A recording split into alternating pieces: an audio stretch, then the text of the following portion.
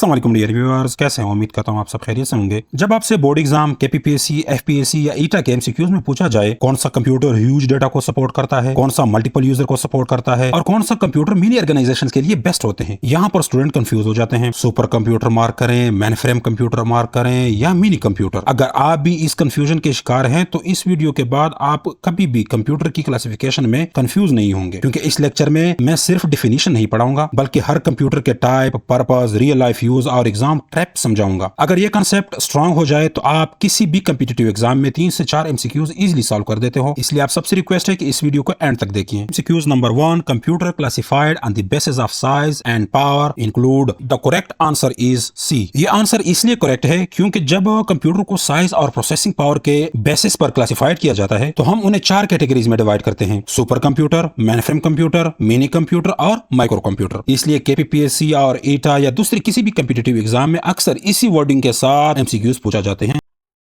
MCQs number 2, which computer is used for complex scientific calculation such as weather forecasting? देखिए, अब जहां पर भी complex scientific calculation का वर्ड आए आपने फौरन सुपर कंप्यूटर पे मार करना है। सुपर कंप्यूटर इसलिए करेक्ट है क्योंकि वेदर फोरकास्टिंग, स्पेस रिसर्च और न्यूक्लियर सिमुलेशंस जैसे कामों में बहुत हैवी और कम्प्लेक्स कैलकुलेशन होती है। So super computer huge amount of data को एक्सट्रीमली हाई स्पीड पर प्रोसेस करता है, जो किसी और टाइप के कंप्यूटर के लिए पॉसिबल नहीं है।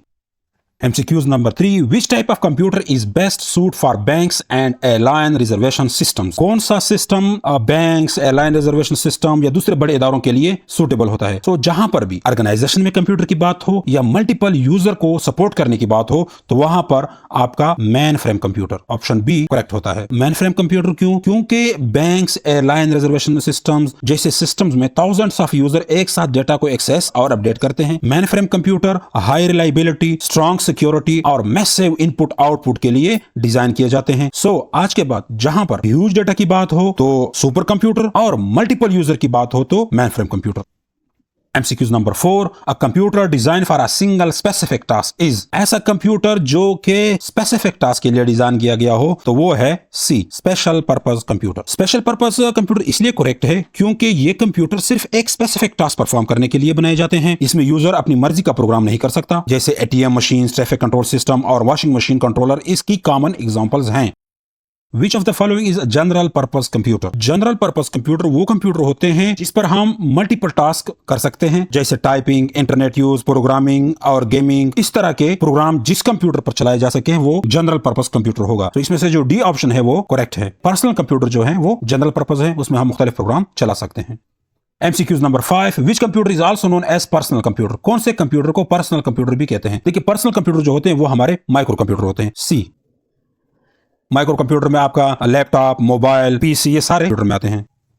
MCQs number 7, which type of computer use analog signal for processing data? Analog signal को कौन यूज करता है डेटा प्रोसेसिंग के लिए? तो वो है option C, analog computer. Analog computer इसलिए करेक्ट है क्योंकि ये कंटिन्यूअस डेटा के साथ काम करते हैं, जैसे टेम्परेचर, प्रेशर या स्पीड, जो एग्जैक्ट नंबर की बजाय रेंज में चेंज होती रहती है। सो स्पीडोमीटर और एनालॉग थर्मामीटर इसकी कॉमन एग्जांपल्स हैं। Analog and digital computer is called, so the correct answer is hybrid computer. नाम से भी जाहिर है कि ये हाइब्रिड ही होंगे। ये हाइब्रिड कंप्यूटर इसलिए करेक्ट है क्योंकि ये एनालॉग और डिजिटल दोनों की क्वालिटीज कंबाइन करते हैं। मेडिकल फील्ड में जैसे ICU और ACG मशीन्स एनालॉग सिग्नल को डिजिटल फॉर्म में कन्वर्ट करके प्रोसेस किए जाते हैं, इसलिए यहाँ हाइब्रिड कंप्यूटर यूज होते हैं। MCQs number 9, which computer is suitable for small organization and department? Small organizations के लिए कौन से कंप्यूटर सुटेबल होते हैं? So the correct answer is mini computer। Super computer scientific work के लिए, मेन फ्रेम मेनी यूजर्स को सपोर्ट करने के लिए, माइक्रो हमारे पर्सनल यूजर के यूज के लिए है। लिहाजा माइक्रो कंप्यूटर इसलिए करेक्ट है क्योंकि ये एक मीडियम साइज ऑर्गेनाइजेशन के लिए सुटेबल होते हैं। याद रखें, ये लिमिटेड मल्टीपल यूजर को सपोर्ट करते हैं। मेन फ्रेम जो है वो मल्टीपल बहुत ज्यादा यूजर को सपोर्ट करते हैं, जबकि mini computer small number of users को सपोर्ट करते हैं। इस वजह से स्मॉल ऑर्गेनाइजेशंस में मेन फ्रेम की बजाय मिनी कंप्यूटर यूज किए जाते हैं। सो मेन फ्रेम कंप्यूटर बहुत ज्यादा एक्सपेंसिव हो जाते हैं, इस वजह से मिनी कंप्यूटर को यूज किया जाता है स्मॉल ऑर्गेनाइजेशंस में। MCQs number 10, desktop and laptop computer fall under. ये तो बड़ा सिंपल सा है, ये हम यूज करते हैं, तो इसका मकसद है कि ये ऑप्शन डी करेक्ट है, micro computer. MCQs number 11, which classification is based on data handling method? कौन सा कंप्यूटर डेटा हैंडलिंग के मेथड पे बेस करता है? देखिए, कुछ कंप्यूटर हमारे पास साइज बेस्ड होती हैं, कुछ पर्पस बेस्ड होती हैं, कुछ डेटा बेस्ड होती हैं, कुछ स्पीड बेस्ड होती हैं। तो इसका करेक्ट आंसर कौन सा है? Data based. ये आंसर इसलिए करेक्ट है क्योंकि जब कंप्यूटर को डेटा हैंडलिंग मेथड के बेसिस पर क्लासिफाई किया जाता है तो कैटेगरी हो जाती है एनालॉग, डिजिटल और हाइब्रिड कंप्यूटर। सो यहाँ पर इस कैटेगरी में कौन से आते हैं? एनालॉग, हाइब्रिड और digital.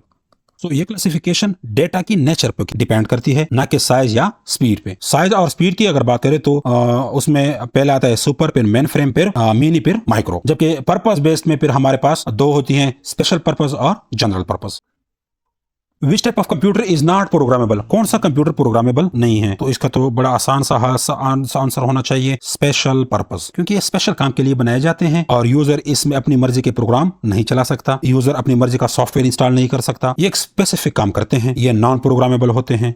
Which computer is use for personal task like education, internet and office work? कौन से कंप्यूटर है जो इस काम के लिए होते हैं, जो पर्सनल यूज के लिए होते हैं? जैसे ही पर्सनल यूज की बात आए, जैसे पीसी की बात आए, तो आपने करेक्ट आंसर बी ही मार्क करना है, यानी कि micro computer. Traffic control system is an example of. Traffic control system किसकी एग्जांपल्स हैं? क्या ट्रैफिक कंट्रोल सिस्टम में आप वीएलसी चला सकते हैं, उसमें गाने चला सकते हो, क्या उसमें वीडियो चला सकते हैं, क्या उसमें सॉफ्टवेयर इंस्टॉल कर सकते हैं? नहीं कर सकते। इसका मकसद है कि ये क्या है? स्पेशल पर्पस है। Answer C is correct.